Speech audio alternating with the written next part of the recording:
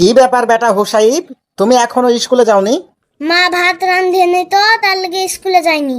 তোমার মায়ের ভাত এখনো রান্না করা হয়নি? না আব্বা। ভাত রান্না করা হয়নি তো কি হয়েছে, স্কুলে যাই কিছু খাই লবা। আব্বা, আমার স্কুলে খাবার ভাল লাগে না। আচ্ছা ঠিক আছে, দেখছি আমি। কি গো, তুমি এতক্ষণ ধরে 4টে ভাত রান্না করে স্কুলে ছেলেটাকে পাঠাতে পারোনি? আমি যে কাজ থেকে আসছি, আমি বা এখন খাবো কি? সারাদিন তুমি কি করো বাড়িতে? সারাদিন আমি কি করি তুমি কিছুই দেখতে পাও না?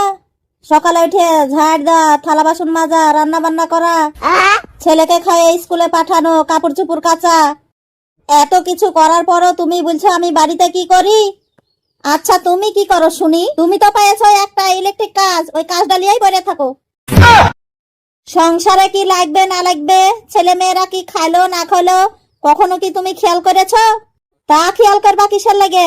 তুমি তো আর পেটে ধরনি, পেটে তো ধরেছি আমি। তত জ্বালা তো আমার, তোমার তো আর কোনো জ্বালা নাই। তাই তো সবকিছু আমাকে সামলে চলতে হবে। যাক, তোমার কথা শুনে আমার খুব ভালো লাগলো। তুমি একটা দারুণ কথা বলেছো। তুমি ছেলে মেয়েদেরকে পেটে ধরেছো, অনেক কষ্ট করেছো। এরকম কষ্ট তো আমি করিনি, তুমি করেছো। মারা তার সন্তানদেরকে 10 মাস 10 দিন পেটে ধারণ করে, খুব কষ্ট করে, এটা কিন্তু সত্যি কথা। কিন্তু একটা বাবা সেই সন্তানদেরকে কষ্ট করে সারা জীবন ধরে পালন করে, এটা কি কখনো তুমি ভেবেছো? তোমরা মায়েরা সন্তানদের লাগে একবেলা খাওয়ার চিন্তা করো, কিন্তু একটা বাবা সেই সন্তানদের লাগে সারা জীবন ধরে কিভাবে খাবে সেই চিন্তা করে। একজন মায়ের কষ্ট চোখের পানিতে দেখা যায়, কিন্তু একজন বাবার কষ্ট এই বুকের ভিতরেই জমা থাকে, যা কখনো কেউ দেখতে পায় না। আরে বাবা হলো সেই বট গাছের ছায়া, নিজে সারা জীবন রোদে পুড়ে তার সন্তানদেরকে তার নিচে শীতল ছায়ায় আগলে রাখে। মায়ের পায়ের নিচে যদি সন্তানের বেহেশত থাকে, আর সেই বেহেশতের চাবি রোদে পুরা একজন বাবার ঘামের মধ্যে লুকিয়ে আছে।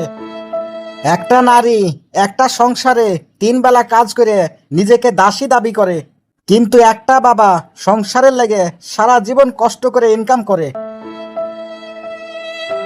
ছেলে মেয়ে স্ত্রী মা বাবা কিভাবে ভালো থাকবে সেই চিন্তাই করে।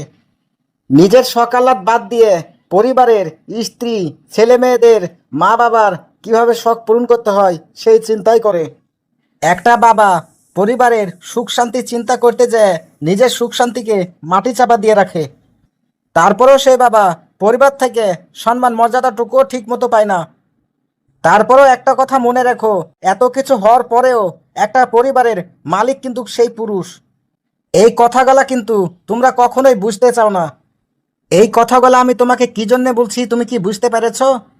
ওই যে তুমি বললে না সংসারের জন্য আমি কি করি, ছেলে মেয়েদের জন্য আমি কি করি। আমি এটা বলছি না যে তুমি সংসারের লেগে কিছুই করো না, তুমিও অনেক কিছুই করো। কিন্তু একটা বাবাও সংসারের লেগে কম করে না, এটা কিন্তু তোমাদেরকে বুঝতে হবে। যাই হোক শোনো, এসব চিন্তা বাদ দিয়ে তুমি তোমার দায়িত্ব পালন করো, আমি আমার দায়িত্ব পালন করি। আচ্ছা থাকো, আমি আবার কাজে চলে গেলাম।